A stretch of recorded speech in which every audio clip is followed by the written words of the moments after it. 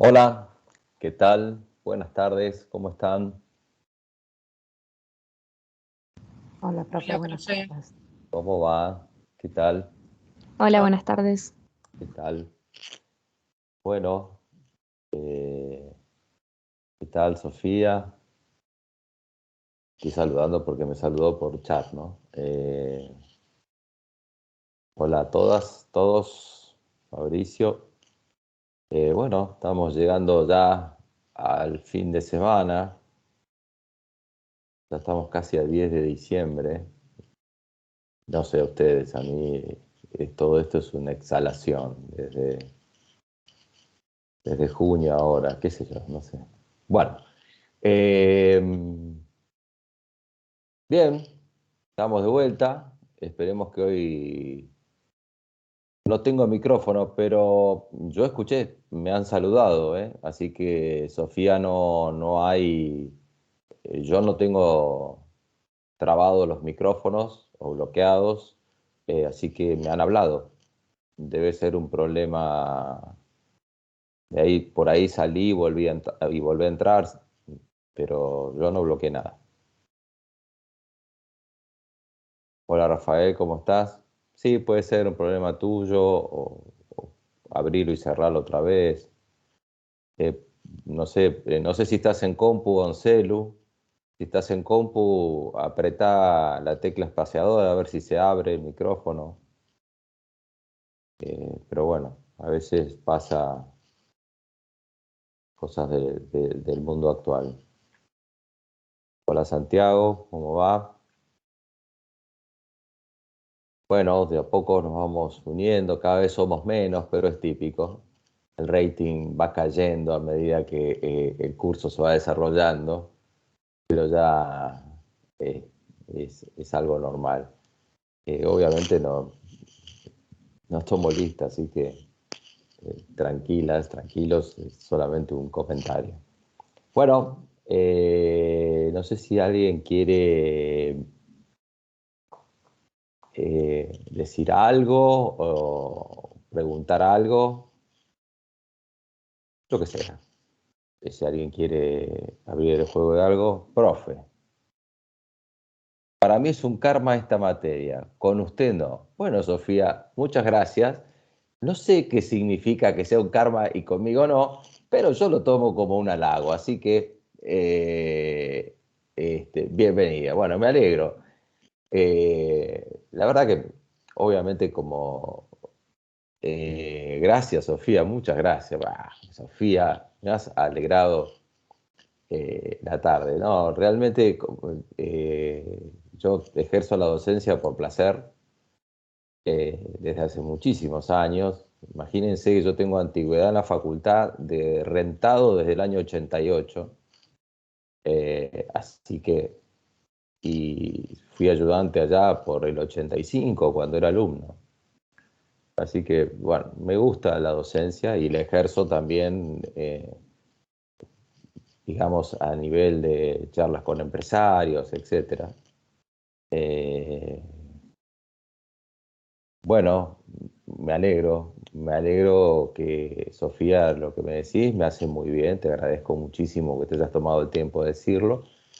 Yo no leo las encuestas, no tengo la menor idea qué dicen las encuestas, así que estas cosas son las cosas que me dicen aquí en el curso y al finalizar el curso es mi única evolución o todas aquellas cosas que van diciendo sobre el curso, ¿no? Así que mi mayor satisfacción que tengo, o una de mis mayores satisfacciones como docente, yo estaba dando unas charlas sobre negociación a empresarios. Digamos, ese era el target. Los que venían eran, digamos, no era una universidad, eran cursos abiertos con inscripción. Y una persona se acercó y me dijo, me dio la mano y me dijo, quería decirle que gracias a usted he solucionado un problema muy grave personal. Y he venido a dos veces a las charlas suyas y me ha ayudado muchísimo a solucionar este problema personal. Bueno, yo se lo agradecí, yo ni recuerdo la cara, ni sé cómo se llama. nunca supe cómo se llamaba, pero fue una de las satisfacciones más grandes que da. La docencia da grandes satisfacciones. Bueno, me alegro que esta experiencia haya sido placentera, Sofía. Bueno, a veces tiene que ver con el enfoque que le da la materia y que justo se da. Esto no se olviden que lo hemos visto, no sé si lo hemos visto, pero el tema del servicio, bueno, hemos visto sí el tema de percepción, que la percepción es un ida y vuelta, digamos, y que también el servicio, a diferencia, como para entrar un poco en materia, ¿no? Y acá entramos en un tema que no lo hemos hablado acá, que es la diferencia entre el servicio y recibir un producto tangible. Si bien seguramente cuando cursen o si cursaron materias de comercialización, etcétera, le van a decir que obviamente todo producto produce un servicio, pero más allá de eso, eh, obviamente cuando te compras un auto, eh, la sensación o el sentimiento tiene que ver con el uso del vehículo, ¿verdad? Es una situación tangible. El servicio, como ya sabemos, es intangible, pero tiene una característica importante el servicio respecto a, por ejemplo, ustedes tienen un teléfono o un smartphone, una compu, me están viendo de algún lado, supongamos que sea de ustedes. Eso es de ustedes. Y el servicio, la característica que tiene el servicio es que, por lo general, no tiene propiedad. ¿Vos sos propietario de tu servicio de Internet? ¿Sos propietaria de tu servicio de energía eléctrica? ¿Sos propietaria de tu servicio de provisión de gas natural? Uno en el servicio no tiene el sentido de propiedad y es una de las dificultades de la percepción del servicio. Este es mi auto, este es mi teléfono. Yo no sé si voy a decir, esta es mi línea, es tu número, pero no sé si esto es mi Movistar, este es mi Claro, este es mi personal. No hay un vínculo de propiedad respecto al servicio. Y genera otra situación el servicio, sobre todo los servicios profesionales. Podríamos decir que el servicio docente estaría vinculado dentro de esas características, que en realidad el servicio se produce entre el receptor o el cliente, por decirlo de alguna manera, y quien produce el servicio. En este caso, en mi persona, soy el docente, quien produce un servicio de docencia determinado.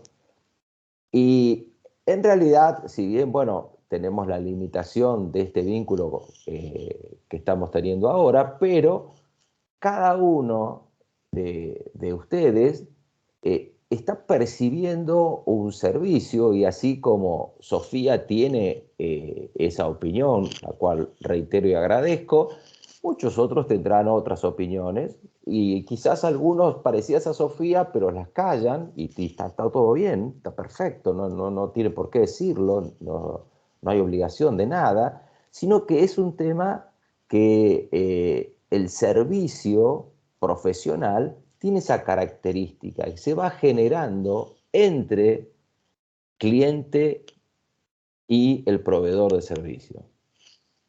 Yo tengo mi médico, que hace como 30 años que voy, y vos viste, cuando ya tenés un médico, generalmente todos los que tenemos un médico de confianza decimos que es el mejor médico del universo, ¿no?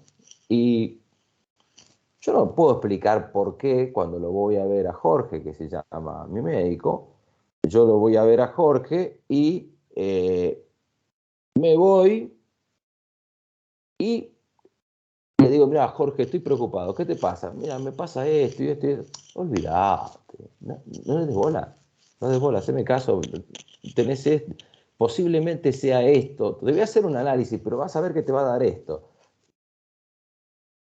Y me voy tranquilo. Y me voy tranquilo.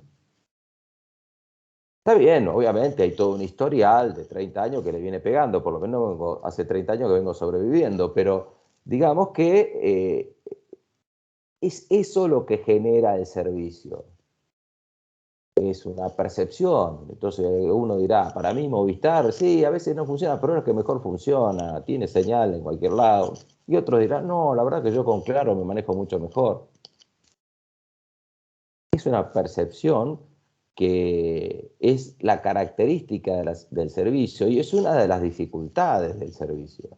Es una de las dificultades del servicio, eh, sobre todo generar fidelidad por parte del cliente cuando no hay esa sensación de propiedad del servicio.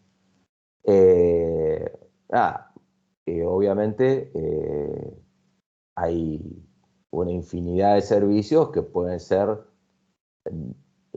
analizados de diversas maneras, como, qué sé yo, los otros días fui a la verdulería y le digo, ¿cómo está el tomate perita?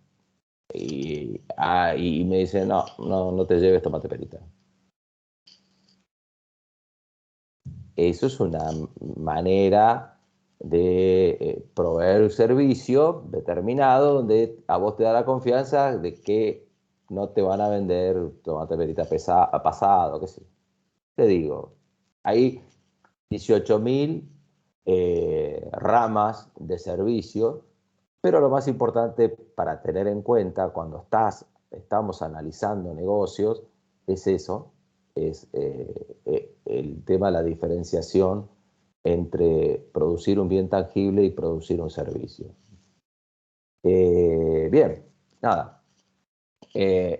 Entonces, nosotros en la clase pasada, vamos a ver la clase pasada, porque la clase pasada había una antigua, muy antiguo cartoon, dibujo plano, era plano porque no era obviamente digital, ni llegó a digitalizarse, se llamaba el gallo Claudio, que le patinaba la voz, y bueno, yo parecía ese personaje en la clase pasada, pero bueno, vamos a tratar de que hoy la garganta dure. No sé si alguien vio el gallo Claudio, ya quedó que es un personaje ya muy antiguo. Bien, estábamos viendo comportamiento organizacional, estábamos en el tema de organización.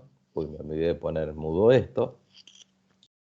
Estábamos viendo, ya vimos el grupo individual, grupal, estábamos viendo ya el sistema organizacional, vimos el tema de estructuras, vimos la importancia de la evolución o los dos extremos de prevenir el comportamiento de las personas y prevenir el resultado de las personas, que nos da dos conceptos de estructura totalmente distintos. La estructura tradicional, mecanicista, por un lado, y por otro lado, un modelo más orgánico y menos jerárquico. Insisto, en ninguno de los dos modelos no quiere decir que no se sepa quién manda.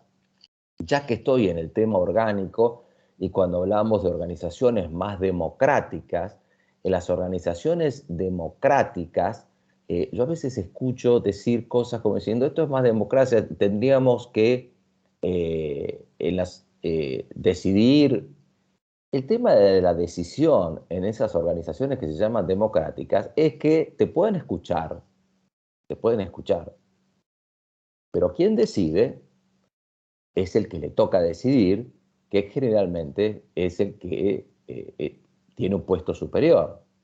En las democracias, estamos hablando de los gobiernos democráticos, nosotros elegimos los representantes, quien deciden por nosotros, en definitiva. No es que decidimos todo. Nosotros lo único que hacemos es, en el momento de las elecciones, las próximas que tenemos ahora, que bueno, vamos a elegir internas, por decirlo de alguna manera, pero de todas maneras lo que hacemos es decidir en ese momento representantes. En este caso estamos hablando de la Cámara Legislativa. Pero bueno, volviendo a las organizaciones democráticas no es que la decisión está dispersa.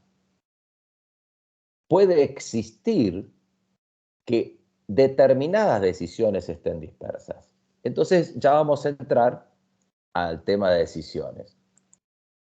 Y tenemos la definición de la estructura organizacional que habíamos analizado que el concepto es dividir, agrupar y coordinar esencialmente, y que los tres componentes claves que DAF daba estaban más o menos dentro de estos conceptos de dividir, coordinar, dividir, agrupar y coordinar, dentro de esos, y que estábamos viendo, independientemente del cuadrito que dice Don DAF, de centralización y descentralización, y esto es importante que quede claro que, ya lo habíamos visto en la clase pasada, que esto es la centralización y la descentralización es exclusivo de la decisión.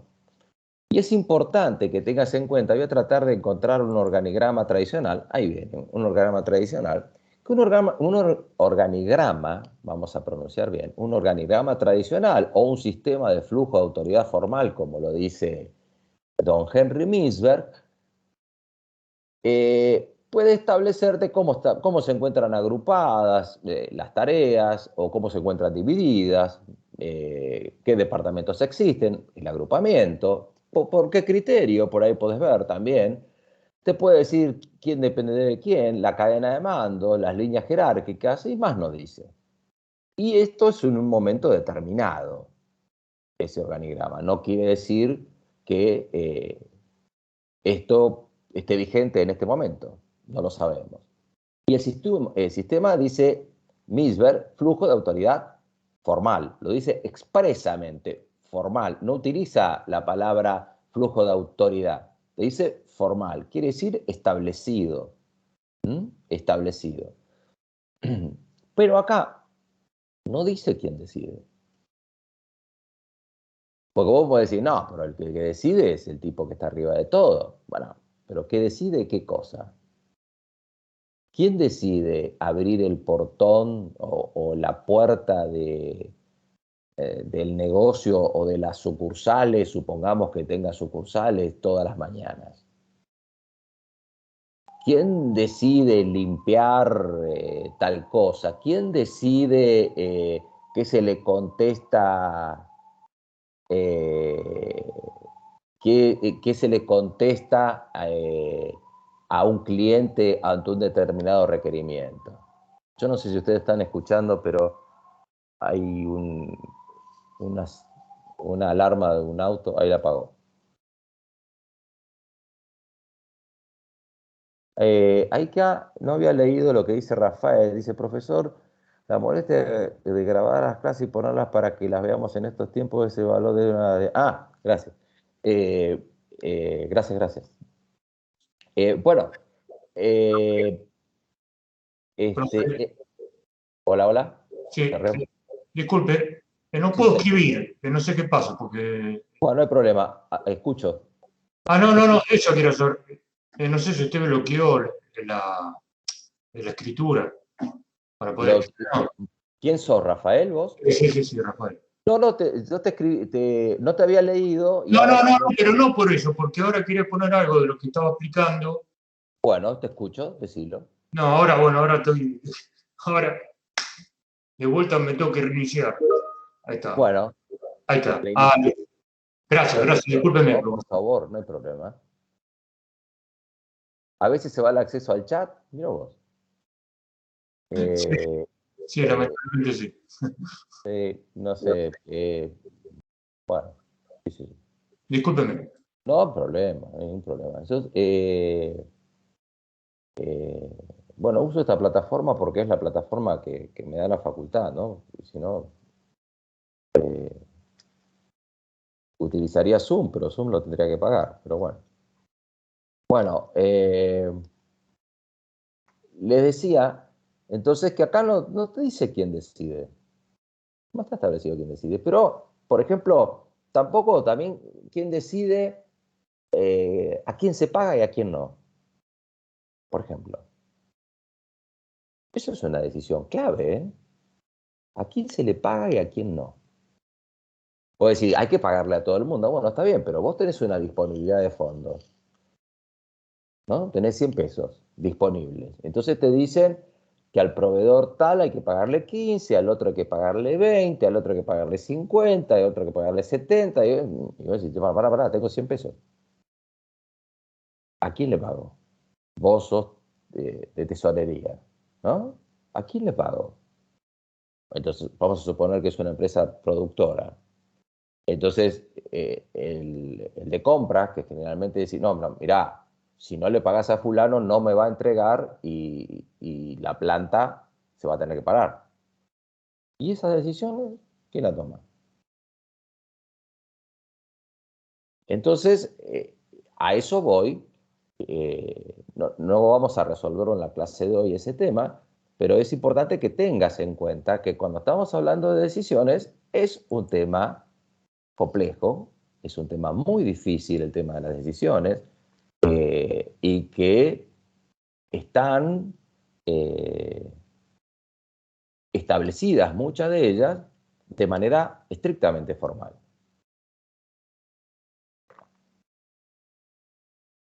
¿Dónde, por ejemplo?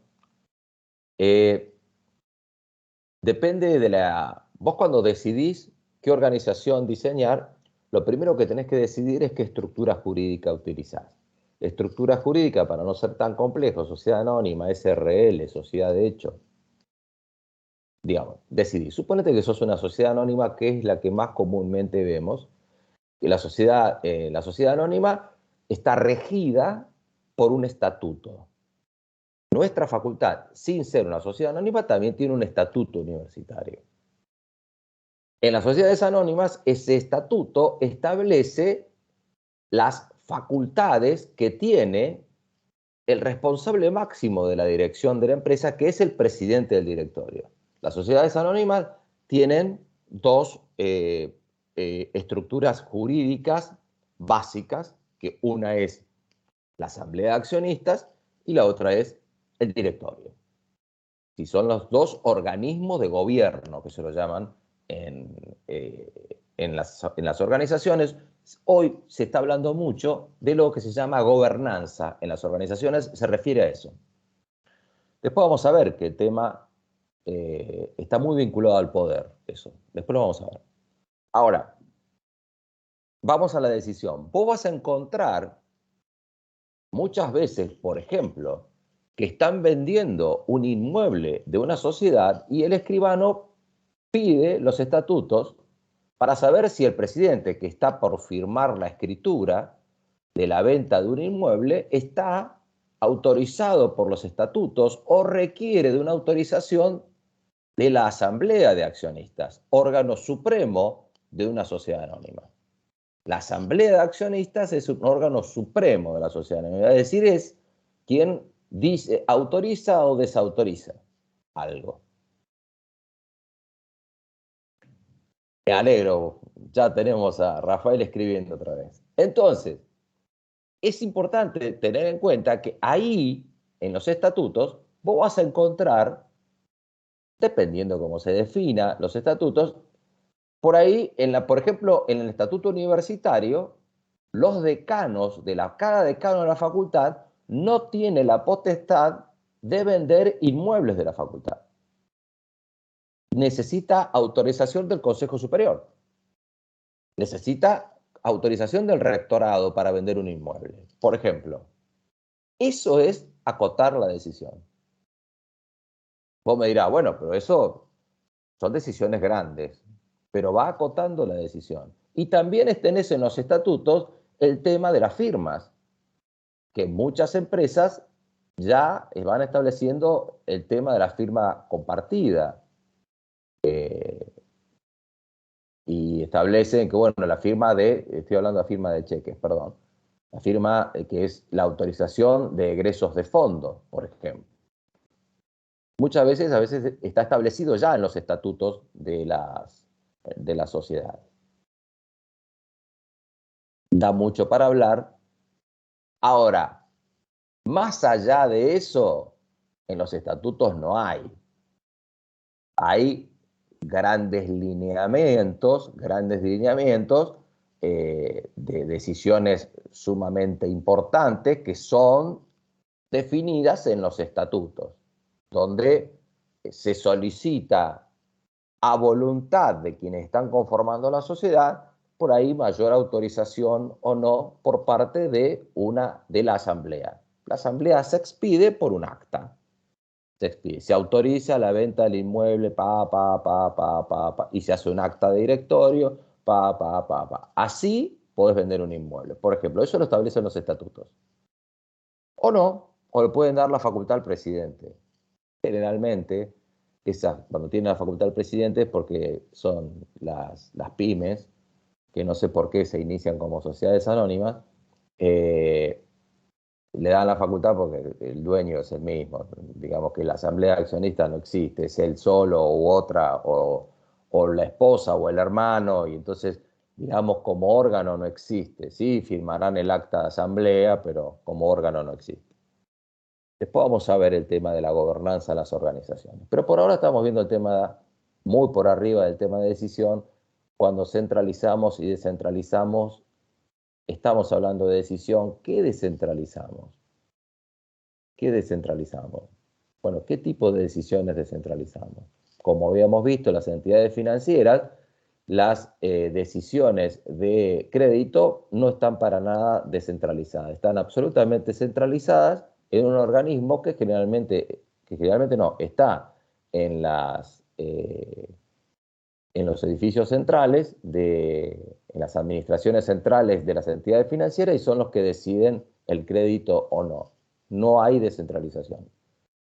Antiguamente, allá antes del año 95, vos podías, las carpetas las carpetas crediticias estaban en las sucursales, y quien decidía el crédito era la gerente o el gerente de la sucursal del banco, me refiero, de la entidad financiera, ¿no? Entonces, tu vínculo con el gerente era absolutamente necesario, porque era el que en definitiva que te daba el ok o no para el crédito. En el año 95 se produce un fenómeno mundial llamado como efecto tequila, por un problema financiero. Ahora te leo, Elizabeth. Un problema financiero en México, por eso se lo llamó efecto tequila, y financieramente el tema cambió en absoluto, y ahí las entidades financieras centralizaron todo, por lo menos en Argentina, centralizaron las decisiones de crédito, porque hubo una incobrabilidad muy grande. A ver, profe, ¿puede ser que cuando hablamos de descentralización se refiere a que la toma de decisiones se concentra en los niveles más altos de la jerarquía? Bueno, yo no sé si en los niveles sí te podría decir en los niveles más altos. Sí te podría decir que se concentra en algún nivel. ¿Está centralizado? Sí, obviamente. La centralización implica que está concentrado en uno o dos unidades de poder, por decirlo de alguna manera.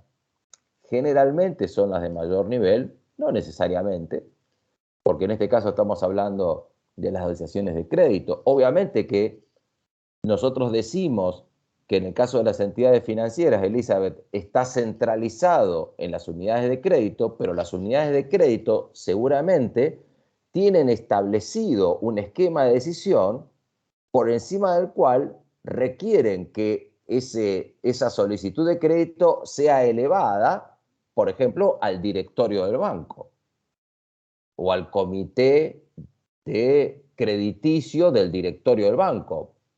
Puede llegar a ser eso. Entonces, ahí tenés otro eslabón, es decir, que ahí estamos viendo la complejidad. Nosotros lo que podemos decir es que la decisión crediticia en las entidades financieras está centralizada.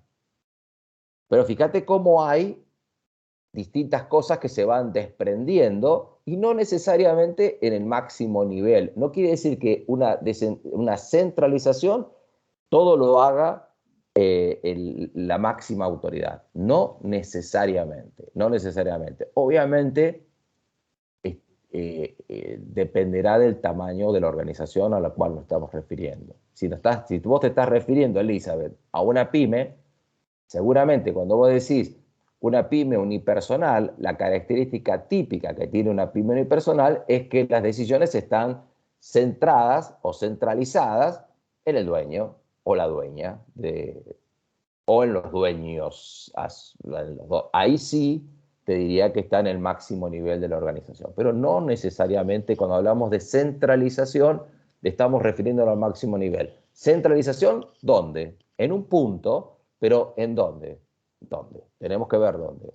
Pero, digamos, como decíamos en Tienda Zara, que Tienda Zara, las decisiones de la moda también están centralizadas, bueno, no quiere decir que el CEO de Tienda Zara lo decida, pero está centralizado. Tenés que ir y quien decide eso es España. ¿Ah? Bien. Nosotros estábamos viendo distintas estructuras de DAF, pero yo quería repasar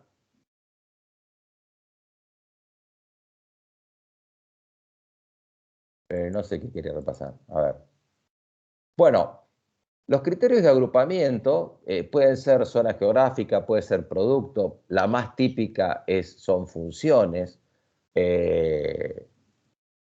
Y ninguno de los criterios generalmente predomina sobre los demás. Generalmente se hace una mezcla y por eso van a encontrar ustedes que lleva Don DAF, ¿cuándo voy a llegar? A estructuras híbridas, dice DAF, las llama estructuras híbridas. La estructura híbrida es la más común que vas a poder encontrar. ¿Qué es una estructura híbrida? Una que mezcla distintos conceptos de agrupamientos que te van dando. Estos grafiquitos que nosotros estamos viendo es una conceptualización. Vos en la práctica no lo ves esto. Vos cuando llegás a la empresa no está dibujado en el piso donde termina el departamento tal. Podés tener sí una oficina, pero digamos, no te dice cómo está agrupado las organizaciones. Vos dirás, bueno, pero tendrían que tener un organigrama. Hoy la verdad que se utiliza muy poco el organigrama en las organizaciones, casi nada, te diría. Además porque son sumamente dinámicas las organizaciones, el entorno te obliga y permanentemente estás repensando la estructura porque permanentemente estás ante nuevos desafíos que el entorno te va imponiendo. El entorno puede ser también los clientes, pueden ser también los proveedores, puede ser también nuevas normas del Estado o de la entidad de contralor fiscal, en nuestro caso la AFIP, etcétera, etcétera. Yendo para atrás, nosotros encontramos también esta red virtual, y esta red virtual estamos hablando, justamente el autor habla de los problemas de una red virtual donde existen problemas de horarios, etcétera. Es decir, una red virtual a través del mundo. ¿Se acuerda que decíamos que muchas funciones a veces son coordinadas desde un país? Y bueno, tenés dificultades de horarios para reunirse, etcétera. ¿Qué es una red virtual? Por ejemplo, la fábrica Lego, la de los muñequitos, la de esas cosas que se arman. La fábrica está en Suecia y todo la tecnoestructura o lo que se ocupa de toda la logística y fundamentalmente del sistema, se encuentra en Suiza. Y los depósitos se encuentran en Turquía. Eso es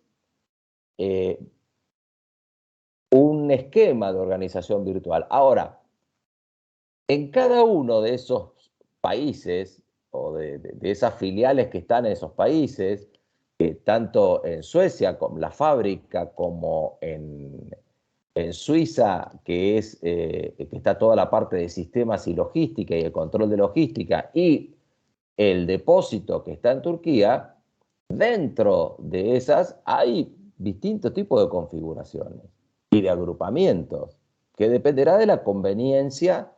¿Para qué? Para mejorar el aspecto de coordinación.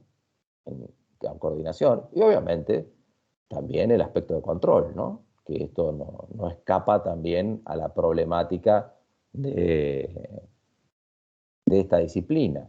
Pero digamos que vos vas a encontrar todas estas series de estructuras, pero no te las imagines como algo que es exclusivamente virtual. No, hay muchos,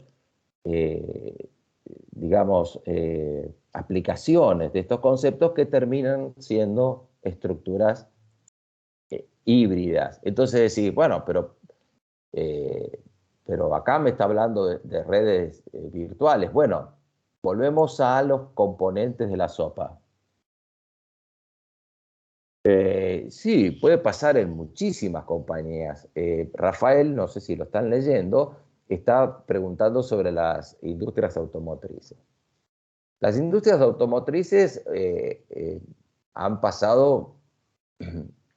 están pasando por un momento muy extraño hoy, están pasando por un momento sumamente crítico, y cosa que hasta ahora estaban indemnes porque la industria automotriz había sido una industria, una de las pocas industrias nacidas en en la revolución industrial, que había aumentado el valor de sus productos, el precio del producto.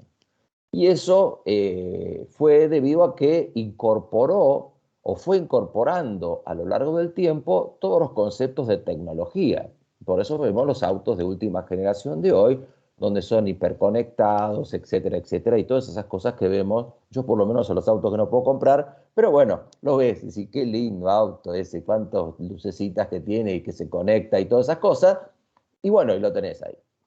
Entonces la industria automotriz, en su momento, como nos está anticipando Rafael, en su momento se empezó siempre a concentrar, siempre estuvo diseñada en concentrarse, luego de que Henry Ford inventa la línea de producción.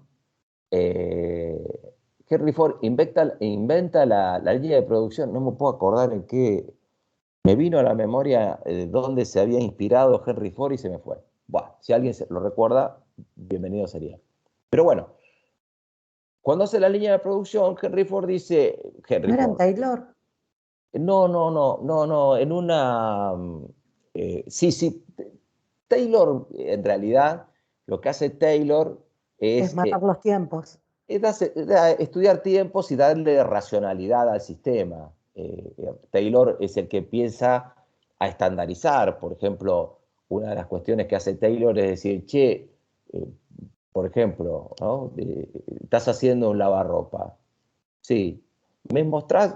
Esto yo lo he visto de forma personal, en realidad, no a Taylor, obviamente, no soy tan viejo como para verlo a Taylor, pero bueno, entonces, me tocó a mí en una experiencia personal, en una fábrica de lavarropas, y le dice, contrataron a un consultor, y le dicen, ¿me podés traer uno de cada tornillo que tiene el lavarropa?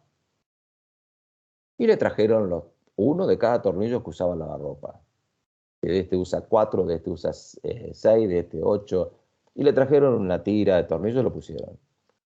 Entonces dice, ¿por qué no diseñamos lavarropa para usar estos dos tipos de tornillos y nada más? Entonces va simplificando la producción. Vos cuando estás en producción, las cosas se simplifican así. Los problemas se resuelven concretamente, ¿no? Entonces decís, en vez de 15 tornillos distintos, usás 5 tornillos distintos, o 4, o 2, o uno solo.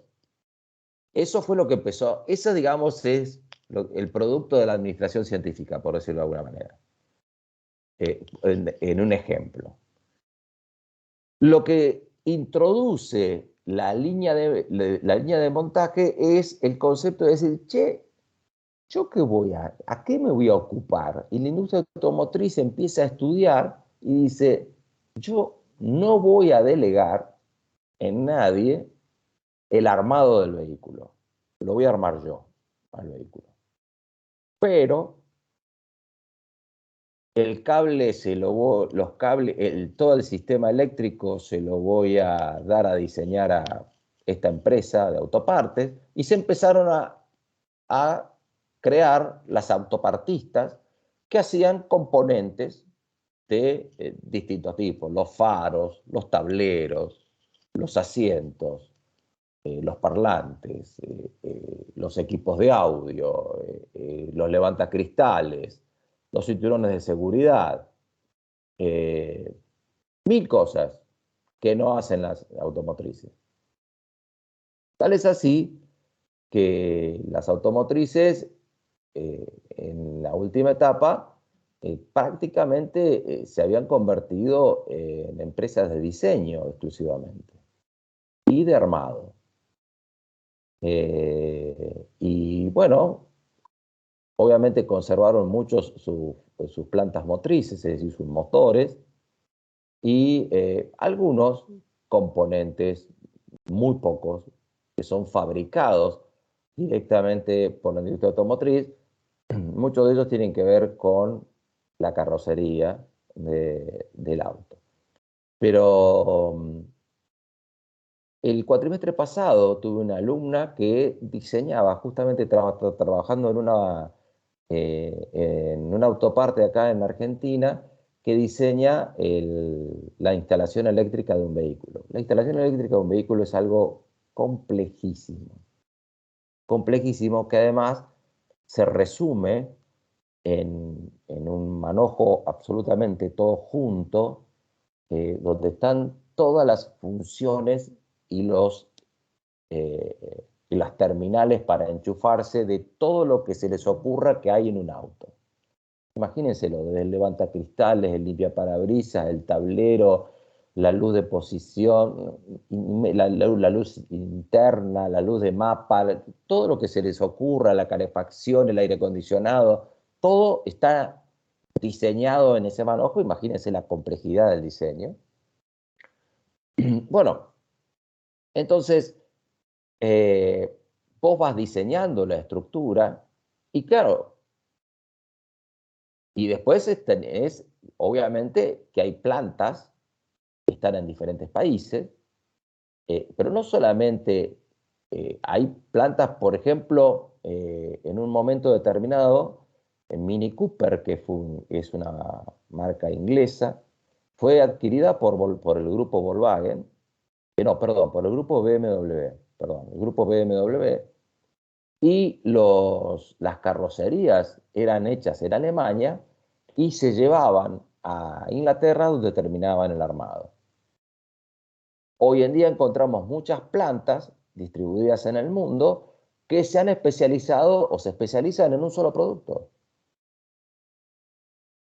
Y hacen tal producto en tal planta en tal lado, o en 2 lados.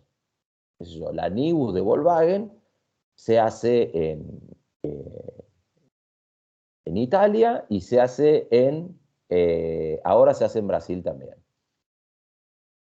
No conozco los demás. En un momento el Mondeo se hacía solamente en una planta en Bélgica.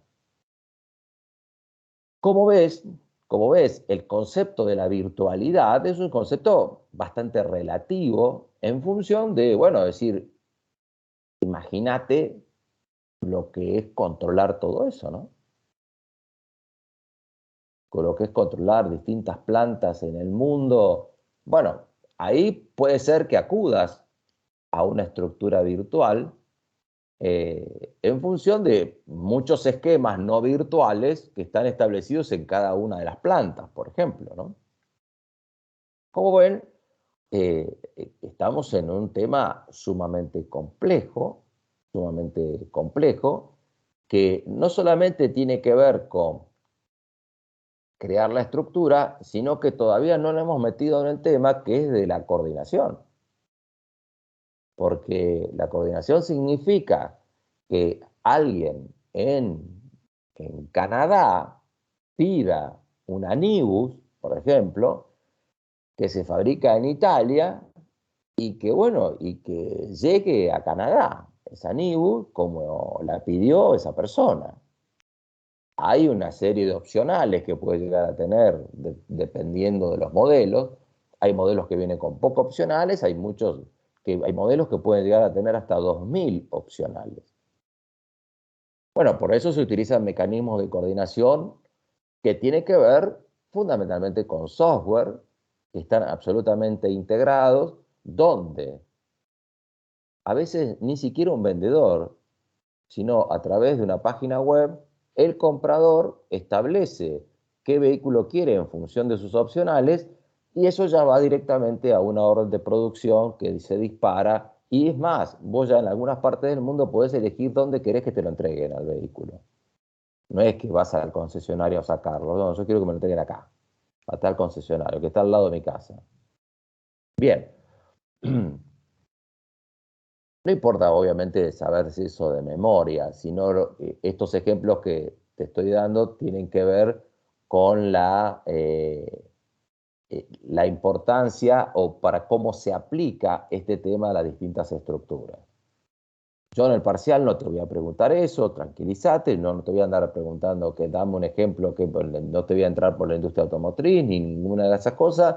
De hecho, además estoy improvisando en el momento y saltó la industria automotriz más porque Rafael la trajo que por otra cosa, con lo cual importante es que vos entiendas y comprendas el por qué estamos hablando de estas estructuras y que ninguna de ellas es absoluta, sino que todas ellas funcionan en una combinación compleja, que obviamente le vamos a dar el nombre de red virtual o el nombre o matricial o el nombre de esa, fundamentalmente por lo que mayor predomine, por algo predominante.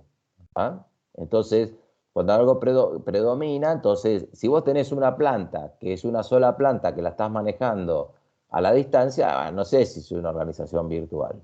Estás manejando una planta a la distancia, punto. Ahí, no sé si es una organización virtual. Pero bueno. Entonces, eso es lo importante. ¿Mercado Libre? ¿Cómo? ¿Exceptuando la fabricación? ¿Mercado Perdón. Libre? ¿Cuál es Mercado tu Libre. pregunta? Sí, ¿qué pasa con Mercado No, Libre? o sea, ¿no sería de este estilo también? Sacando, o sea, que no produce, o sea, presta servicio. Bueno, Mercado Libre ahora, al igual que Amazon, están entrando al mundo real. Son empresas que nacieron virtuales y que están entrando al mundo real, aunque Amazon nació más no tan virtual como Mercado Libre. Mercado Libre hoy tiene un depósito de 66.000 metros cuadrados en el mercado central, donde procesa toda esa complejidad de distribución que tiene. Obviamente la logística de Mercado Libre es un factor clave, y no solamente la logística, porque además la logística a nivel de coordinación, sino la logística que está llegando hasta la puerta de tu casa, ¿no? Y donde vos encontrás una serie de subcontrataciones, es una suposición que yo estoy haciendo. Cuando vos ves un chico que viene a las corridas y te llama por teléfono y te dice, ya estoy llegando a tu casa, ¿podrías estar bajando, por favor? Porque viene a 1000 y vos lo ves al chico, por ahí viene en una moto o por ahí lo ves con una camionetita chiquita, y que evidentemente deben ser subcontratados para la distribución menor. Es decir, una cosa es coordinar una distribución general y después tenés que llegar casa por casa, ¿no? Casa por casa.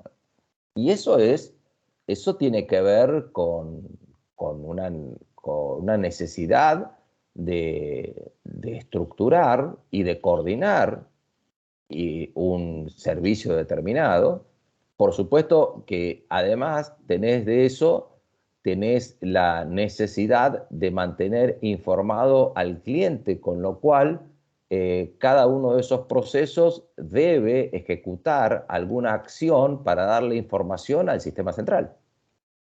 De hecho, DHL fue uno de los diseñadores, porque uno entra, DHL fue una empresa de correo que hoy es una empresa de logística.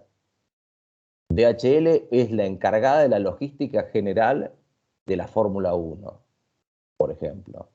Y DHL tiene aviones propios, tiene obviamente depósitos propios, una complejidad enorme, y además son los creadores de su propio software, en el cual hay un control, como yo siempre les digo, un control horizontal, una trazabilidad por el cual el cliente sabe dónde está su paquete que o entregó o que le van a entregar.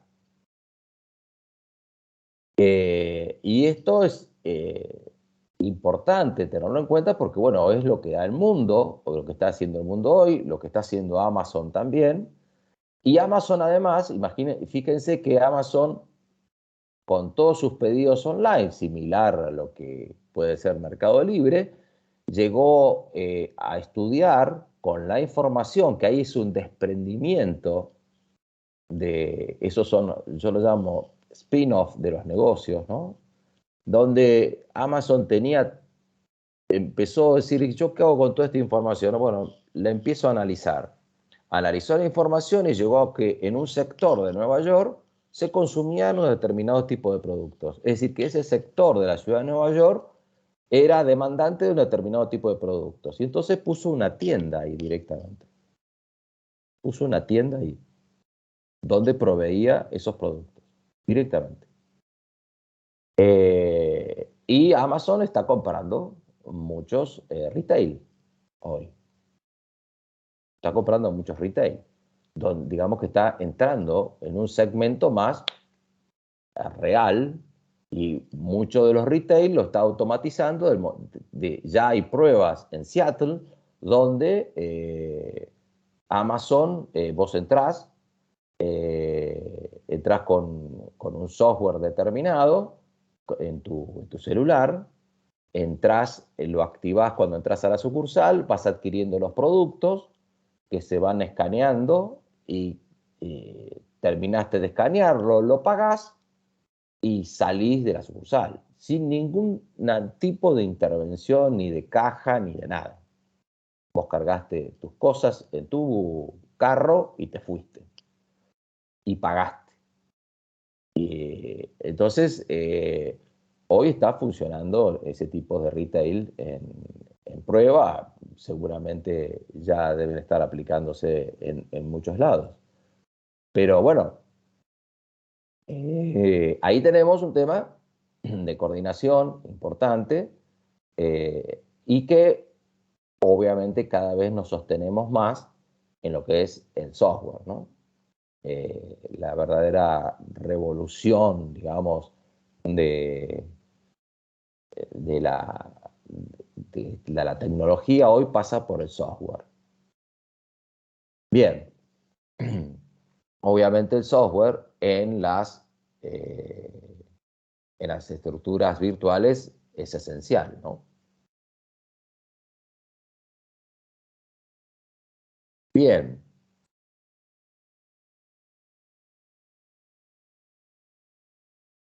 Coordina.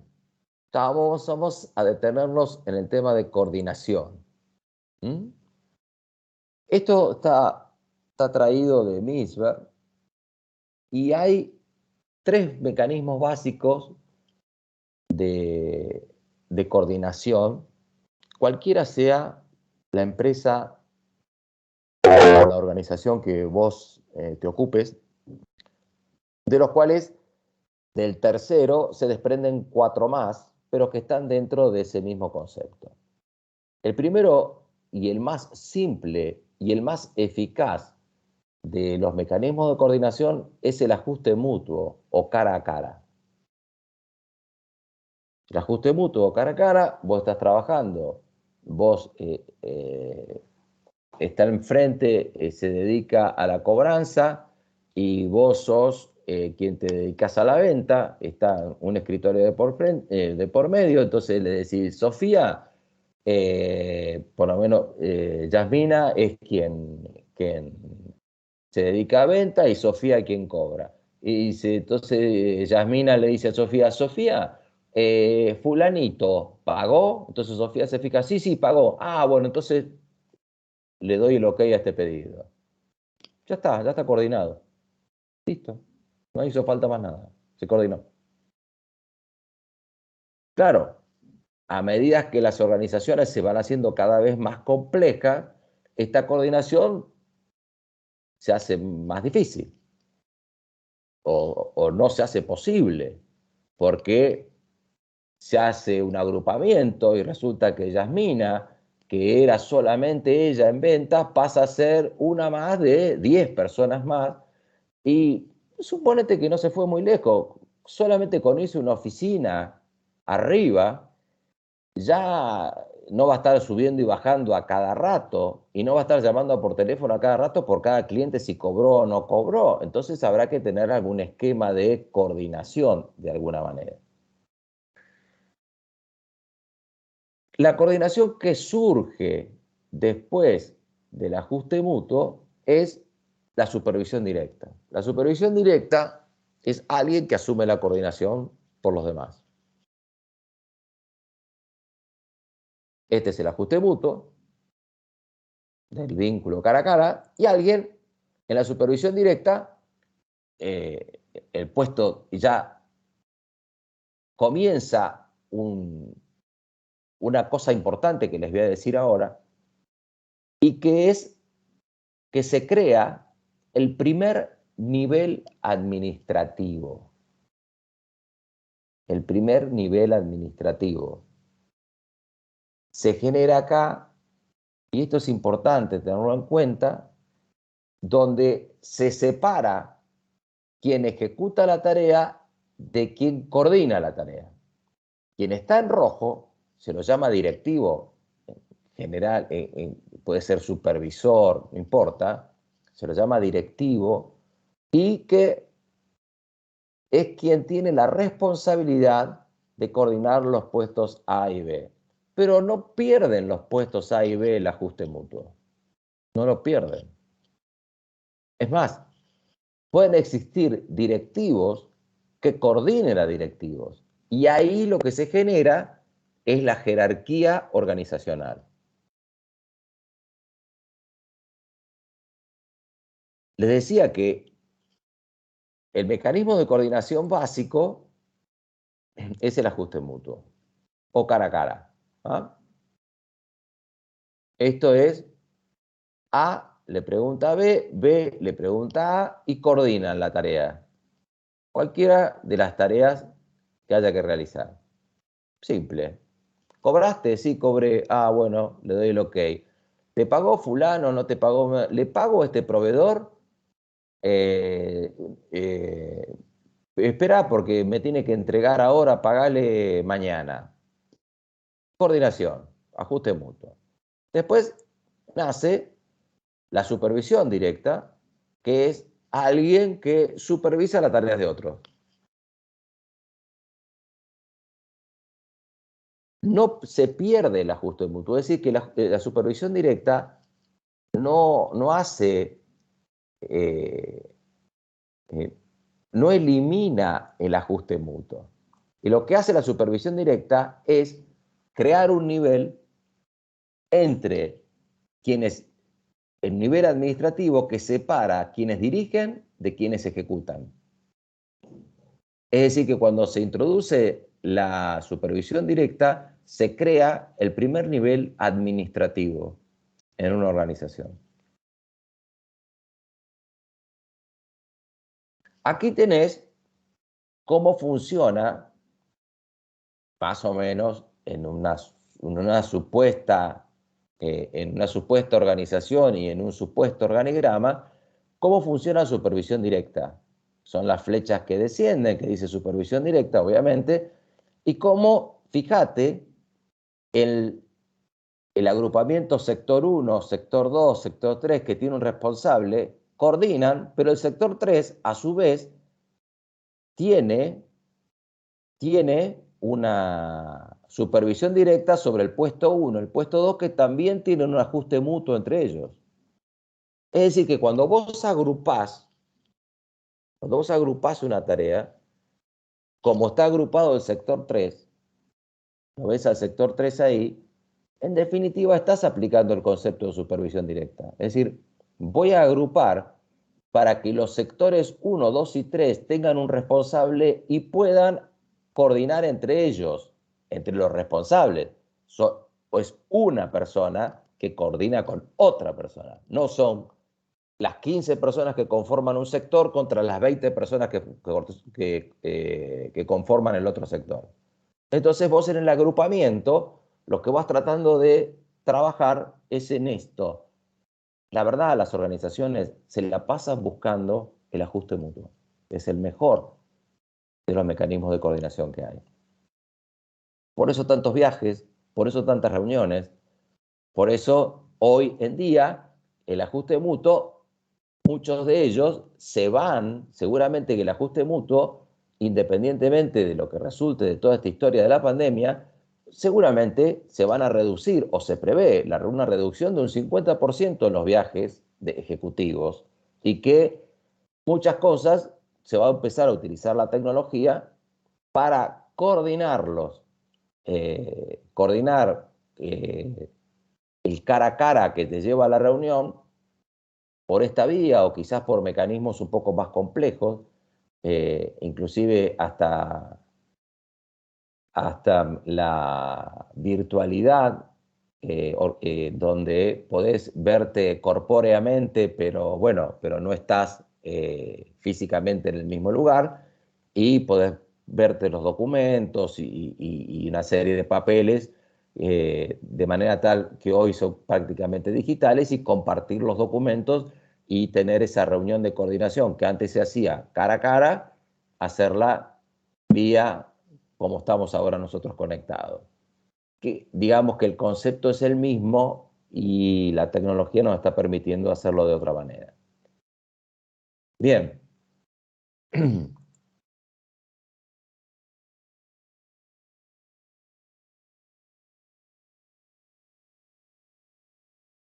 Ahora entramos, ¿qué pasa cuando una cuestión es reiterativa? Cuando una cuestión se reitera, entonces llega un momento de decir, che, ¿por qué no lo escribimos a esto? Y que quede establecido ya. ¿Cuántas veces vamos a estar coordinando esta historia? Entonces, ¿cómo coordinar? El primer mecanismo de coordinación, y el más típico, es de proceso de trabajo. La estandarización de procesos de trabajo. Estandarización, normalización, como quieras decirlo. Entonces, ¿qué es la estandarización de proceso de trabajo? Un proceso. Es una secuencia. Un proceso es una secuencia. Primero hace esto, hace lo otro. Sacás el tornillo, agarrás la pieza 1, después unís la pieza 1 con el tornillo A. ¿Viste cuando vos te comprás algo para armar, te compraste un mueble y te viene una serie de dibujitos, como tenés que armarlo? Bueno, eso es estandarización de proceso de trabajo. Eso es estandarización de proceso. No un manual, no el manual del usuario. Te estoy diciendo el que te ayuda a armar. Viste, te compraste una estantería y te dice agarrar esto, agarrar lo otro. O una cajonera, viste, que te la armás. Bueno, esas instrucciones que nosotros le decimos no es más que una estandarización de procesos de trabajo. Ahora bien, ¿te acordás que habíamos hablado de prevenir el comportamiento de las personas, proceso de trabajo, o prevenir el resultado de las personas? Entonces vos estandarizás por resultados. Si vos estandarizás por resultados, no te metés en cómo se hace. Entonces, cuando vos te tomás, antiguamente, te tomabas un taxi, decía, ¿me llevas al Obelisco? Y vos no le decías por dónde tiene que ir.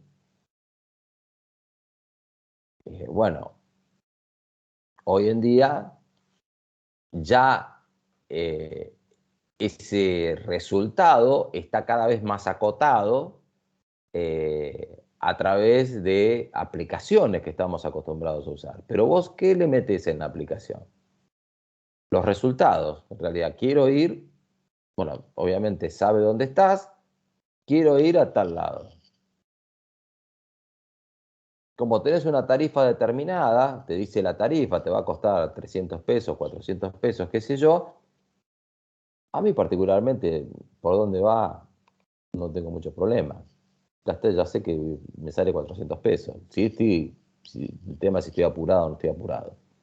Entonces cuando vos estableces la estandarización por resultado, se da mucho esto en las estructuras divisionales, donde las divisiones son controladas por resultados y no tanto por los procesos de trabajo. Eso no quiere decir que la división adentro no tenga estandarización de procesos de trabajo. ¿Está? Vos coordinás una división por los resultados. ¿Por qué? Porque la división es casi como una empresa propia, tiene sus organismos de administración propios, pero dependen de una administración central. La administración central lo que dice es coordinar por resultados. Coordinar por resultados es coordinar a los vendedores, donde vos le decís, señoras, señores, yo lo que necesito es que en este mes vendamos un 10% más que el mismo mes del año pasado. O sea que si vendimos 1000 unidades, tenemos que vender 1100 unidades para este mes. Eso es por resultado. Entonces, coordinás por resultado. ¿Le decís qué tiene que hacer para vender 10% más? No, no le decís eso. Le decís lo que querés. Y después, muy ligado al tema del resultado, está la estandarización de habilidades. Que la estandarización de habilidades casi te diría que es previa a la de resultados, o complementaria, porque vos requerís la habilidad en función de los resultados que buscás o en función de si estás buscando una habilidad para que su tarea sea regulada por procesos de trabajo o sea regulada por resultados. Entonces, te doy un ejemplo. Si vos estás diseñando, o estás haciendo o creando un sanatorio, en un sanatorio vas a tener muchas habilidades que van a estar influenciadas por procesos de trabajo. Pero, por ejemplo, a un cirujano, a un cardiocirujano especializado en válvula mitral, vos no le vas a poder decir, mirá, vos tenés que agarrar al paciente, hacerle esto, hacerle lo otro. No, no le vas a poder hacer nada de eso, porque si el tipo no sabe lo que hacer con el paciente, estamos fritos. Y entonces, ¿qué coordinación tenés ahí? Tenés la coordinación, sí, previa, para que ese cirujano tenga a la hora que está programada la cirugía todo su equipo y además todos los elementos que necesita. Y que además el quirófano esté en buenas condiciones. Pero ahí la habilidad prima ante el proceso de trabajo. Esto no quiere decir que el cirujano no tenga un proceso de trabajo. Porque obviamente tiene todo un proceso que tiene que ver, por ejemplo, si vas a hacer,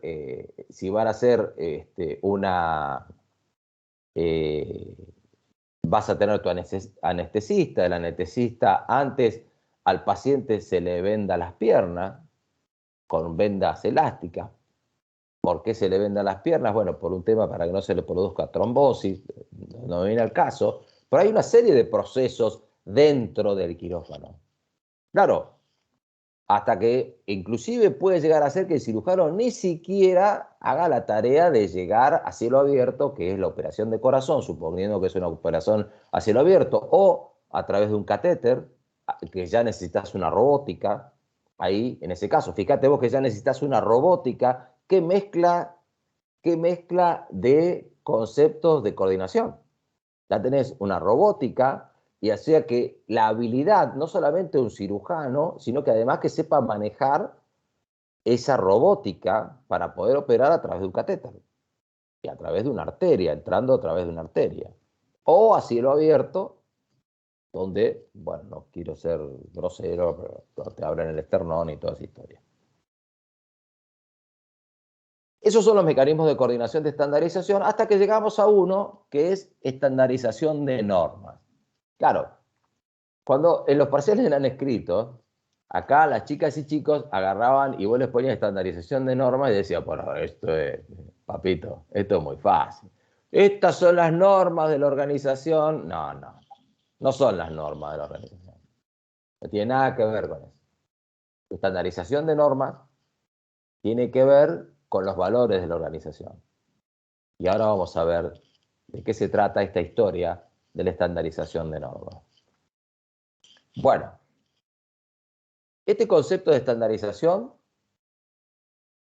se sigue usando hoy y es un concepto, obviamente, de Mintzberg, de Henry Mintzberg, que es clave y es muy importante tenerlo en cuenta. Cuando la organización, volviendo un poco para atrás con la supervisión directa, va creando directivos, ves la gerencia que coordina a directivos, se va creando la estructura jerárquica de una organización. En una organización encontrás directivos que coordinan directivos, no necesariamente que ejecutan tareas.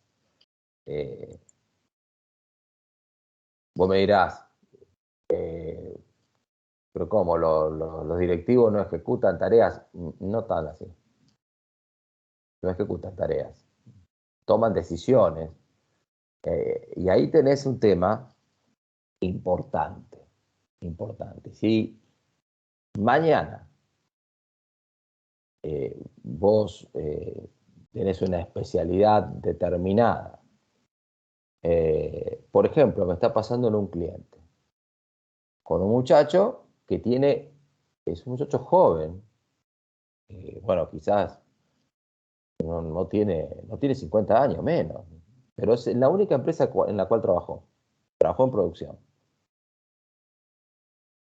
Y había un gerente de producción, el gerente de producción se fue y lo nombraron a él gerente de producción. Y él no le da pelota a los mails, no le da pelota a nada, y él sigue metiendo su cabeza en cómo hacer las cosas de producción. No estás entendiendo para lo que te llamaron. Cuando vos te nombran gerente, tu responsabilidad y tu visión cambian radicalmente. Cambia radicalmente. Porque ya ahí, cuando vos sos gerente, no tenés que hacer vos las cosas. Tenés que hacer que los demás hagan. Y esa es una función totalmente distinta. Por supuesto que el conocimiento, ¿te acordás de la aptitud? Es importante. Pero después, el tema es, si vos no vas a contestar un mail, cuando te manda un mail un superior o quien sea, te está faltando la cintura del vínculo entre las personas. Y mucho más si no vas a poder saber cómo hacer que los demás hagan las tareas que vos antes hacías y empujabas por vos mismo. Entonces, cuando te nombran gerente, atención, que los requerimientos son totalmente distintos. Bien, cultura organizacional. Y esto está, y lo doy así enganchado, porque vamos a enganchar a un tema. Cultura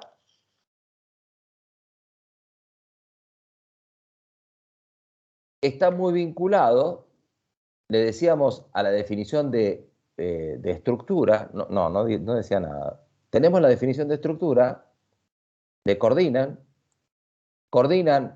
vimos estandarización de normas, y estandarización de normas está vinculada a la cultura organizacional. Esta estandarización de normas, que la introdujo Misber, agregó un nuevo mecanismo de coordinación,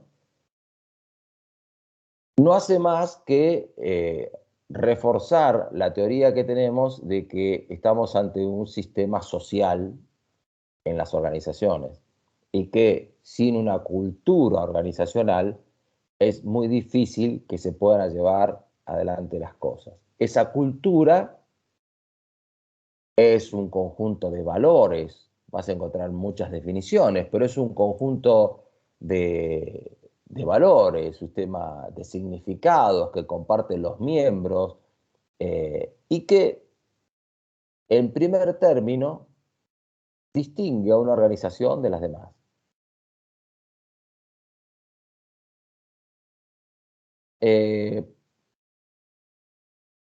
Ahora, ¿cómo se genera una cultura organizacional? ¿Qué es esta historia de la cultura? ¿Cómo los miembros? ¿Pero los miembros quién los hacen los miembros?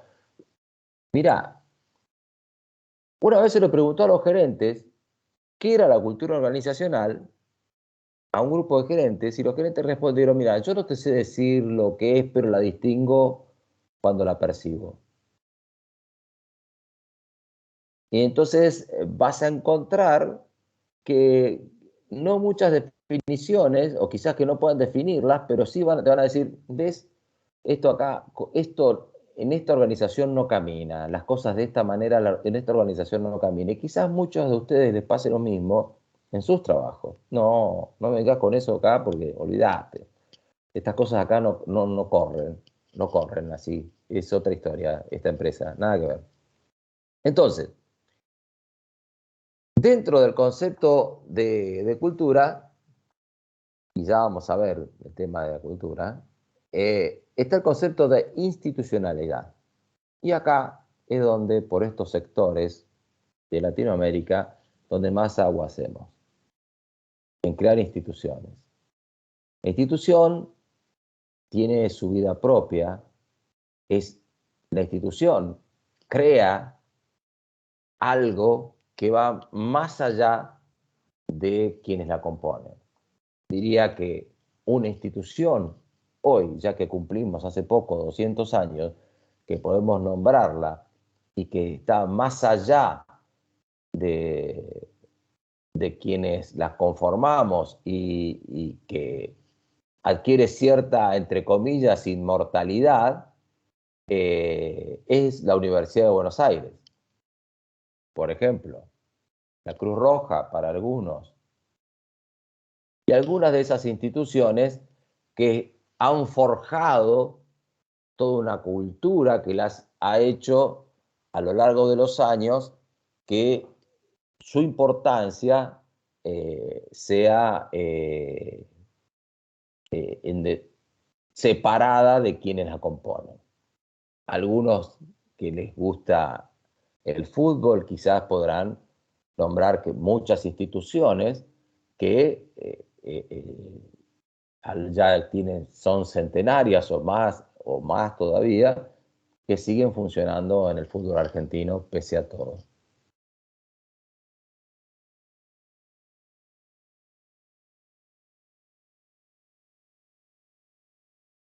No hay una sola cultura en las empresas o en las organizaciones. Hay una cultura dominante, pero ninguna organización está exenta de sus culturas. Ninguna.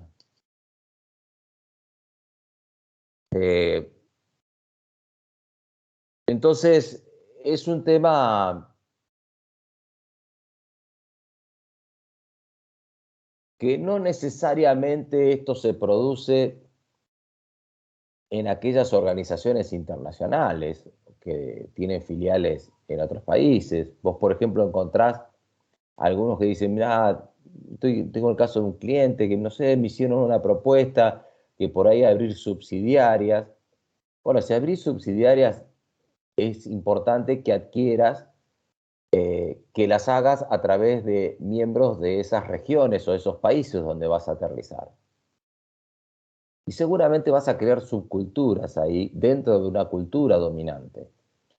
Pero va a existir una cultura dominante si vos tenés los mecanismos adecuados para poder transmitir esa cultura.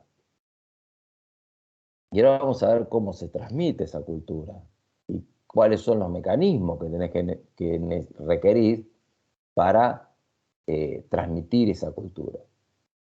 Vos vas a encontrar subculturas dentro de una cultura dominante. Entonces, nosotros podemos decir que la UBA, la Universidad de Buenos Aires, tiene una cultura dominante, determinada, de una organización pública, donde el poder de los estudiantes es absolutamente distinto al poder de los estudiantes de una universidad privada, donde los estudiantes intervienen en el gobierno de las universidades y de las facultades.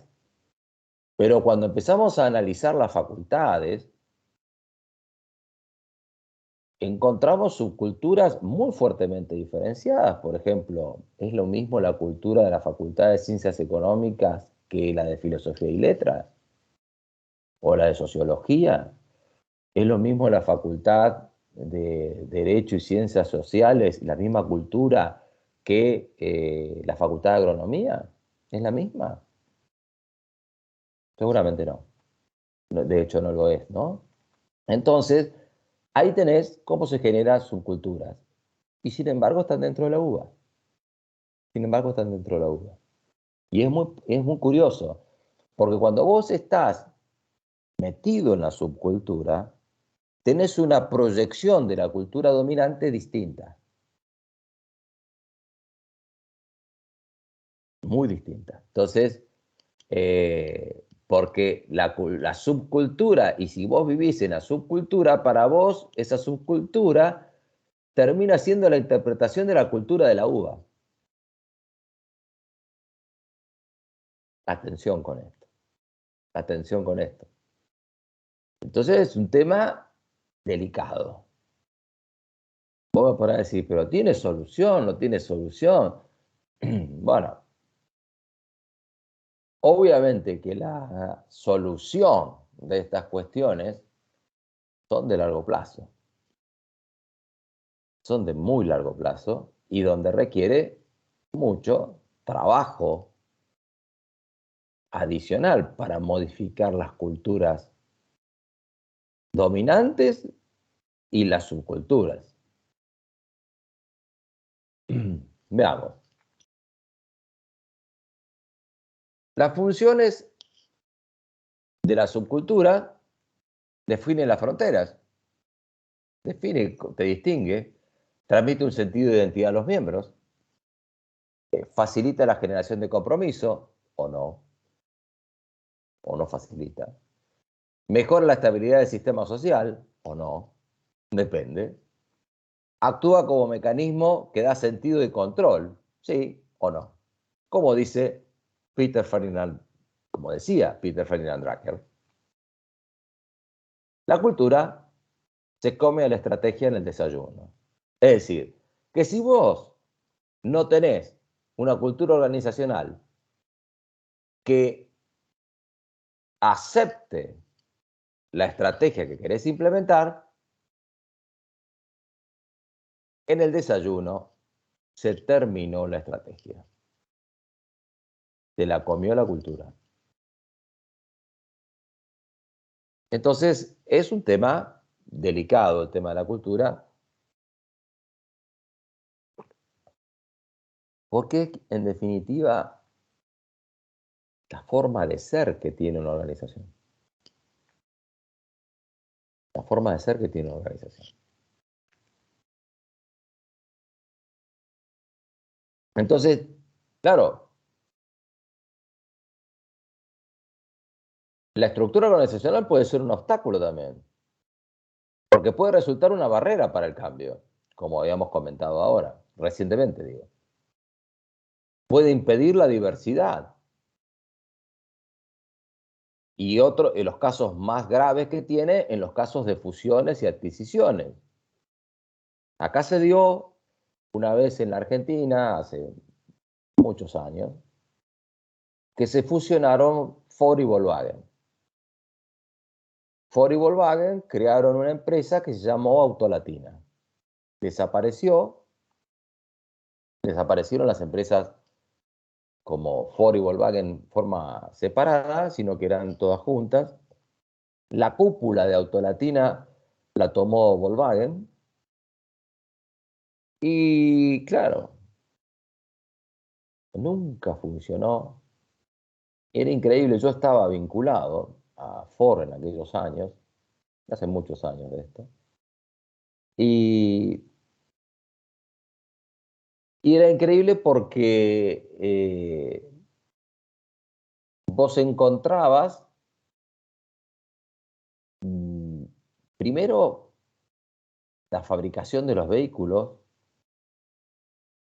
que no eran ni Ford ni Volkswagen, eran Autolatina, la coordinación de los concesionarios, la coordinación de los repuestos, de toda una serie de cosas donde encontrabas a los concesionarios que inclusive había gente que rechazaba a Ford o rechazaba a Volkswagen, ni que hablar cuando fusionás una cultura alemana con una americana, como en el caso de... Bueno, fue una organización que nunca anduvo y que terminó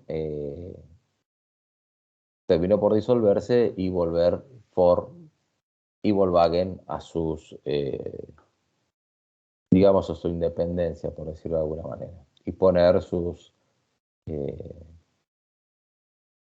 directivos del origen de la cultura de la empresa. Fue una situación muy caótica para ambas compañías, que en realidad terminó siendo una sola. Mucho dinero se tiró, muchísimo dinero se tiró en eso. E imagínense lo que es trabajar en las culturas, ¿no? Ahora vamos a ver el tema de cómo se genera una cultura. Es buena la pregunta, Lía. Ahora lo vemos. Y acá está. ¿Cómo se crea la cultura?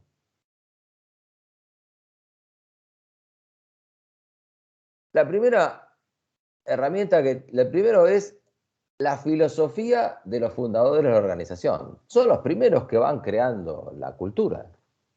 Son los primeros que van creando la cultura. Las empresas exitosas, por lo general, vienen sostenidas de culturas coherentes con ese éxito.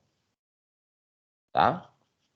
Vos te vas a encontrar con empresas que son chapuceras porque los dueños son chapuceros. Empresas que son chantas porque los dueños son chantas.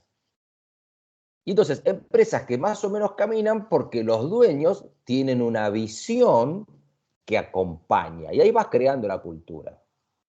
Claro. Entonces, veamos un ejemplo de visión de un fundador.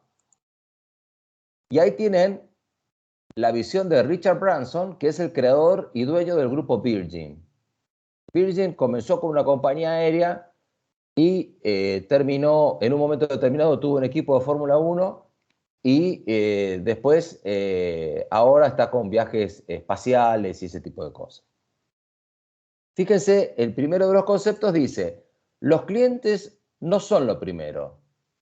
Los primeros son los empleados. Si cuidas a tus empleados, ellos cuidarán a tus clientes.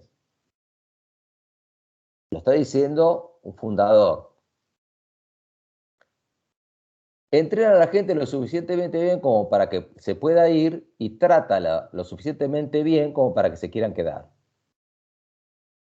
La clave del liderazgo es buscar siempre lo mejor de las personas y aprender de ellas. Sobre todo, recuerda divertirte, es lo que mantendrá a ti y a tu equipo motivados y entusiasmados. No se puede ser un buen líder a menos que te guste la gente. Es la mejor manera de obtener lo mejor de ellos. No diriges cosas, pero lideras personas. Perdón, tú diriges cosas, pero lideras personas.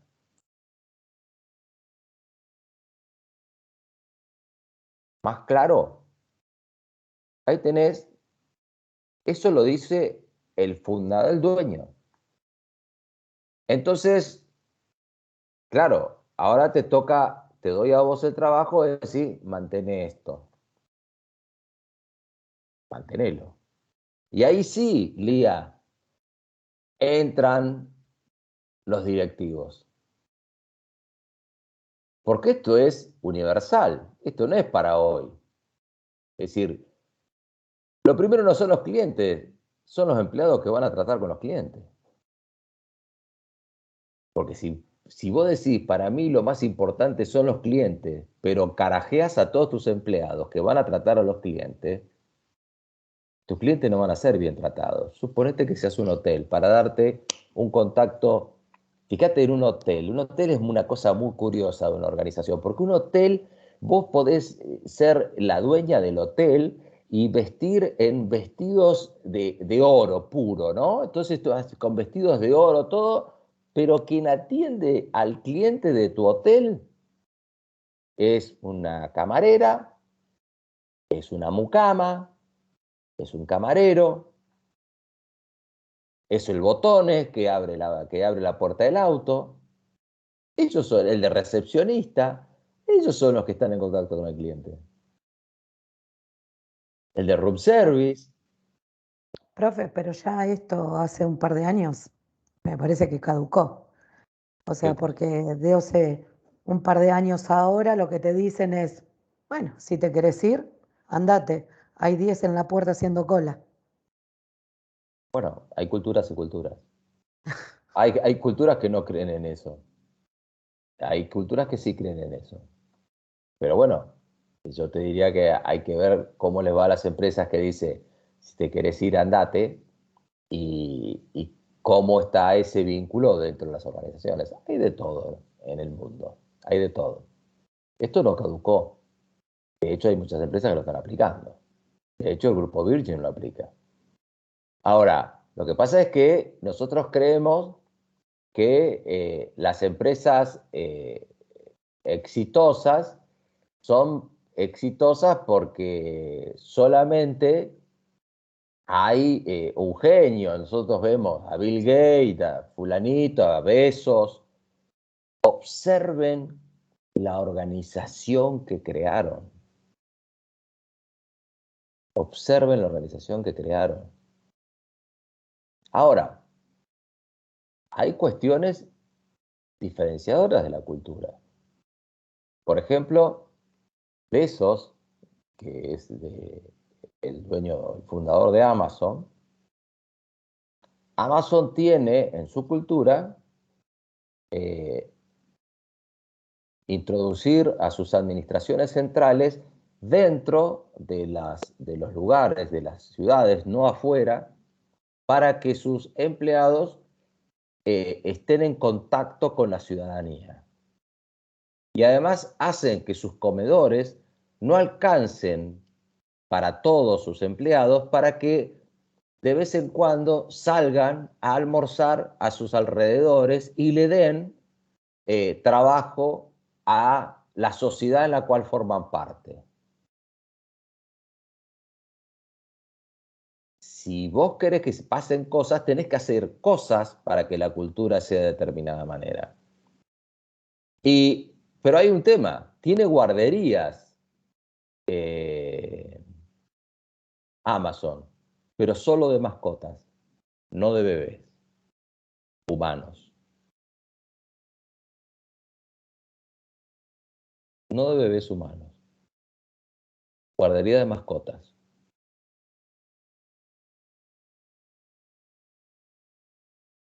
Te lo dejo para vos. Tus conclusiones son tuyas, no mías. Eso es una observación. Yo no digo que está bien, mal, nada. Te digo un detalle. Un detalle. ¿Te puede gustar o no te puede gustar? A mí me vendría bárbaro. Yo tengo 2 mascotas. Las revoleo y listo. Mis hijos ya de guardería son grandes, pero bueno, ahí tenés el tema de la cultura. Bueno, esto es lo que van a encontrar en Robin, me aburre.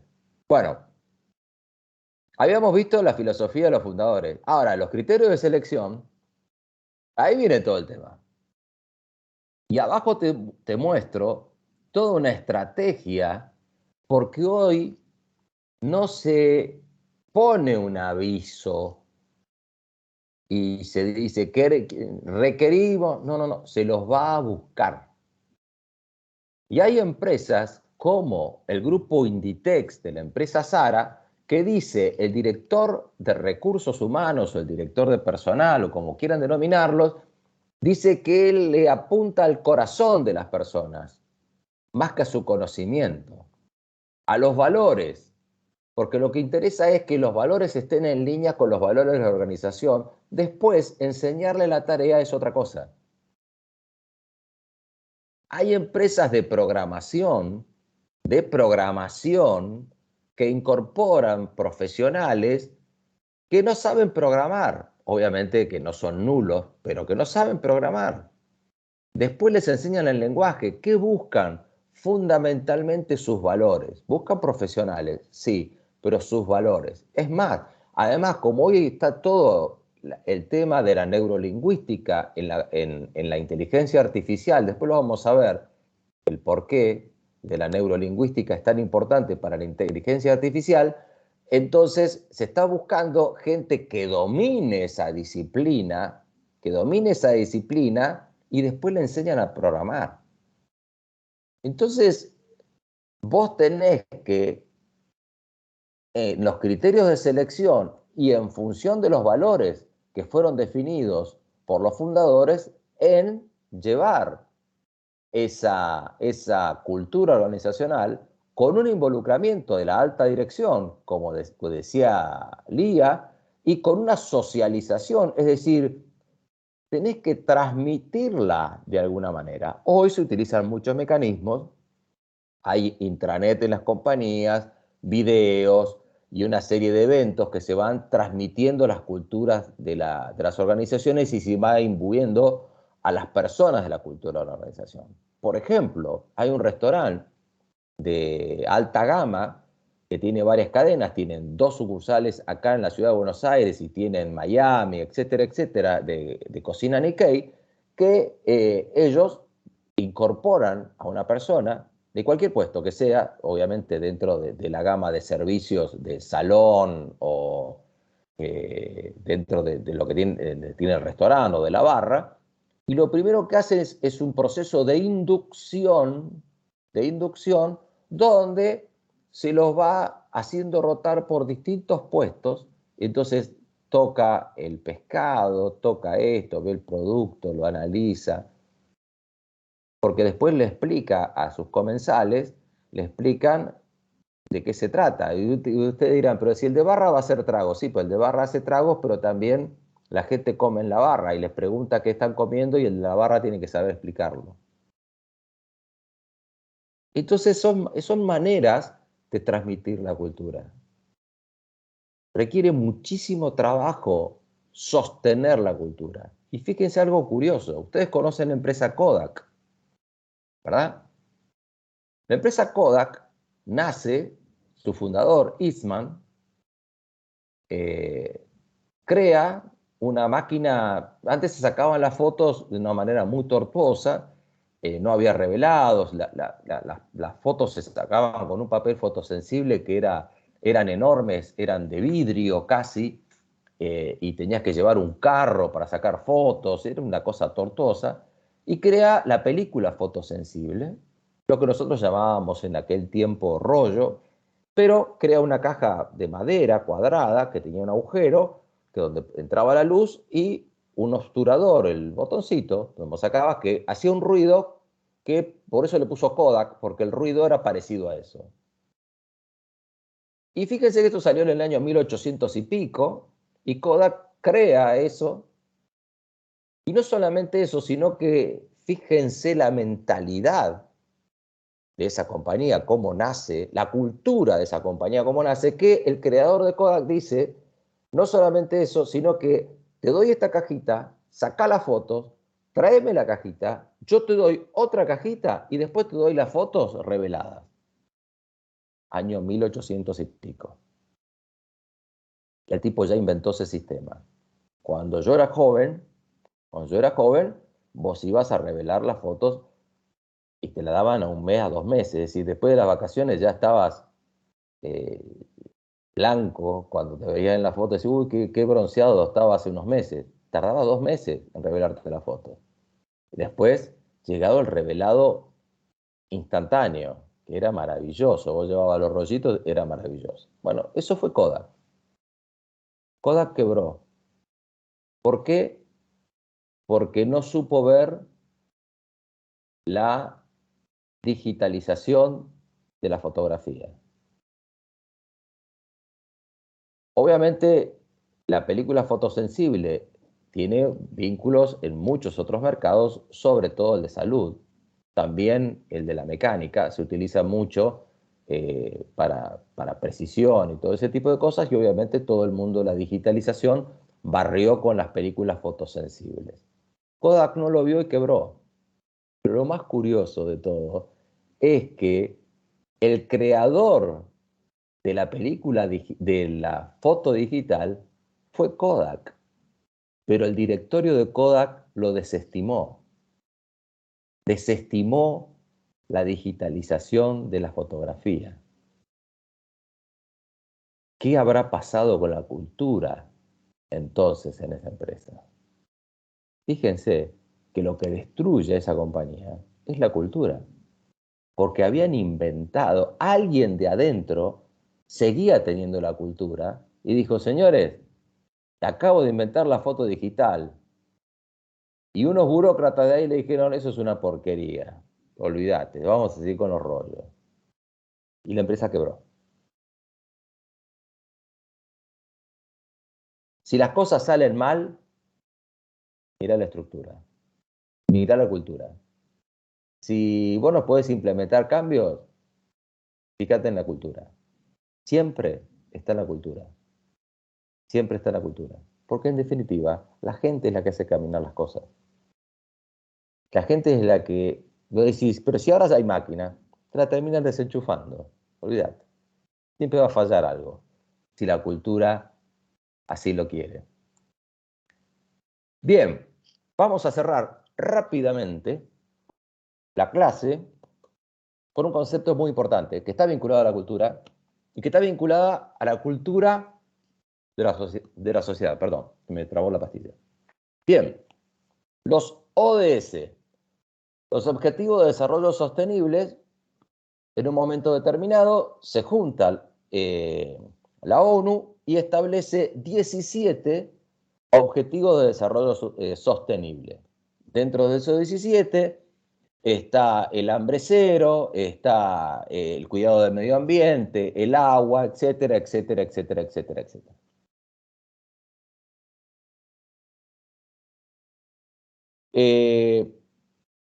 Esto está muy metido hoy, por supuesto, la diversidad de género, afortunadamente, y una serie de valores que son muy importantes, que hoy están actuando muy directamente en las organizaciones.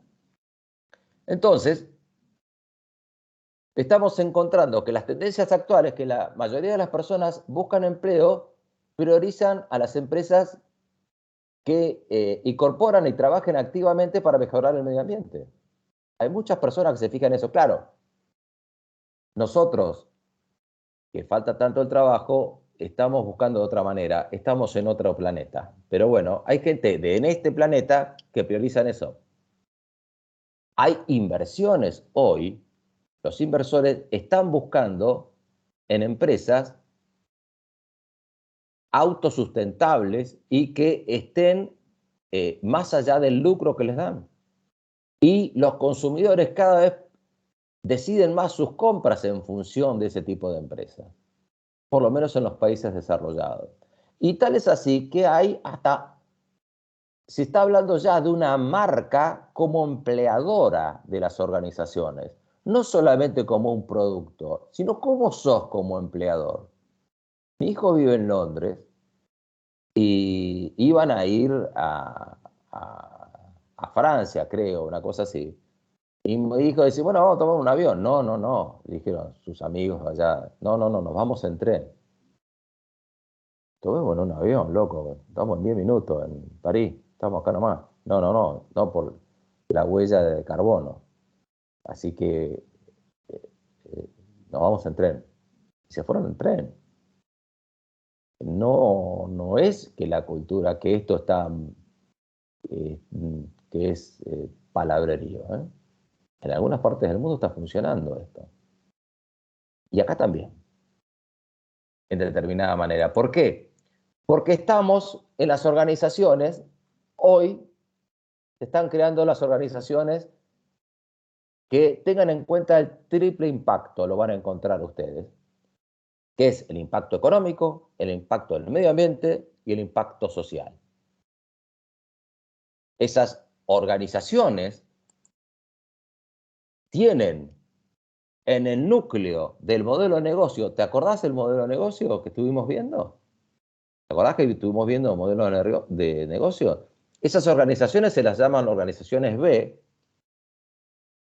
¿Y qué tiene que tener en cuenta el modelo de negocio? La gobernanza, es decir, cuán comprometido está la estructura de gobierno y dirección con esos valores de los ODS, de ese triple impacto que estuvimos viendo, los trabajadores, los clientes, la comunidad y el medio ambiente. Es decir, que las organizaciones, este triple impacto se busca en forma transversal, hay una trazabilidad. No es solamente que yo cuido del medio ambiente, no, no, no. Todo tu sistema de modelo de negocio tiene que cuidar el medio ambiente y estar dentro de esas condiciones de triple impacto. Hay mecanismos, hay organizaciones que se dedican al certificar y proveer este certificado de organización B. Ustedes lo van a ver en algunos productos que dicen organización B.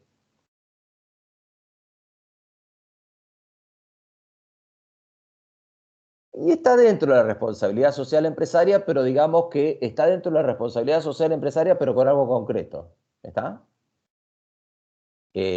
Entra dentro de la responsabilidad social empresaria, de hecho, pero está buscando en 3 aspectos específicos. Te da el aspecto económico de generar riquezas, de cuidar el medio ambiente y también el impacto social que tiene esa organización.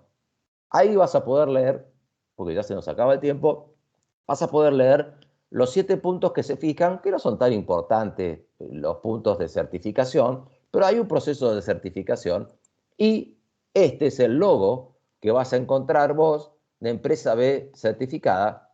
Una de ellas son las Aguas Villavicencio, la vas a poder ver. Hoy están muchas empresas certificadas y que tienen que ver acá en Argentina, Pero, ¿qué pasa?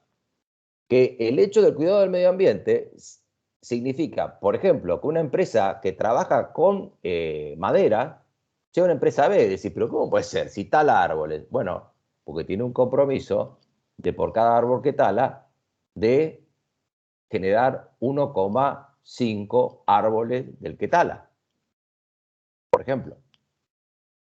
Entonces está toda su línea de producción y de clientes vinculado a este triple impacto. Esto se los dejo porque es un tema candente, es un tema que está ahora, está metido ahora en las organizaciones, para que está absolutamente vinculado a la cultura y está absolutamente vinculado a la cultura de la sociedad. Y obviamente, bueno, yo tengo en mi casa, no soy ejemplo de nada, pero tengo mi tacho con la bolsa verde y con la bolsa negra. Y bueno, lavo los productos y los saco. Después, si lo que hace el Estado con todo eso, yo no lo sé con el procesamiento de la basura. Pero bueno, de a poco se va introduciendo el concepto del cuidado, del consumo del agua y una serie de cosas que hasta hace poco tiempo pasábamos por alto.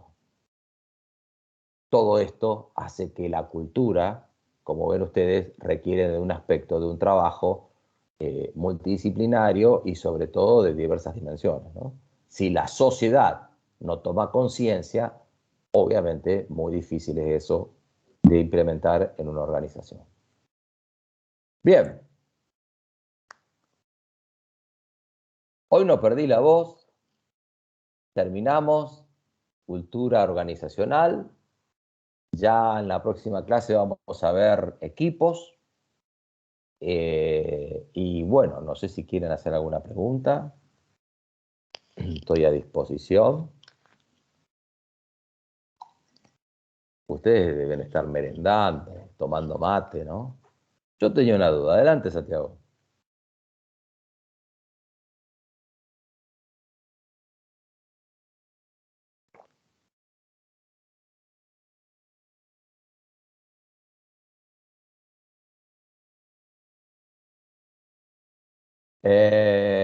Los límites de una cultura positiva, no sé qué es una cultura positiva. No sé a qué te referís de los límites de una cultura positiva. Ponerle un contexto o algo. ¿A qué llamas cultura positiva? ¿O de dónde lo sacaste y lo investigo y después para la clase que viene lo veo? Decime algún autor. En el capítulo 17 de Robbins, no lo recuerdo de cultura positiva, pero déjamelo ver y la clase que viene te lo digo. No recuerdo el término. No, lo de triple impacto no te voy a dar más que lo que te di, porque lo de triple impacto es como decirte, traerte algo que se está utilizando hoy. Ahí tenés un apunte y ahí y ahí lo vas a poder analizar un poco más en detalle, pero no dice mucho más que lo que yo te dije, el apunte. Podés investigarlo si querés profundizar en el tema. Podés seguirlo en LinkedIn si querés, a Organizaciones B, que se dedica a certificar este tipo de cosas, pero el triple impacto es un tema que te lo traigo más para que lo vayan viendo como una cuestión que se está usando hoy y que está vinculado a la cultura organizacional. En la próxima clase vamos a ver equipos de trabajo. Cómo generar equipos de trabajo. ¿Qué es lo que se requiere para el funcionamiento adecuado de un equipo de trabajo?